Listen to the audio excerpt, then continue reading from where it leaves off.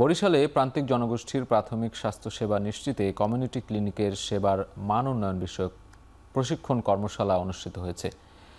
জেলা শিল্পকলা একাডেমিতে কমিউনিটি ক্লিনিক স্বাস্থ্য সহায়তা ট্রাস্টের আয়োজনে এ কর্মশালা হয়। এ সময় বরিশাল বিভাগের ৬ জেলার প্রতিনিধি স্বাস্থ্যসেবায় নানা সংকট ও সমস্যা তুলে ধরেন। বক্তব্যে ট্রাস্টের ব্যবস্থাপনা পরিচালক মোহাম্মদ আখতারুজ্জামান বলেন, খুব অল্প সময়ের মধ্যেই এসব সমস্যা সমাধানে পদক্ষেপ নেওয়া হচ্ছে। শিগগিরই স্বাস্থ্যকর্মীদের প্রবিধানমালা মন্ত্রণালয়ে পাঠানো হবে এবং তাদের বেতন গ্রেড উন্নয়ন করা হবে। কাজের সুবিধার্থে প্রান্তিক পর্যায়ের স্বাস্থ্যকর্মীদের নিয়মিত প্রশিক্ষণের সুযোগ দেওয়া হবে বলেও জানান তিনি।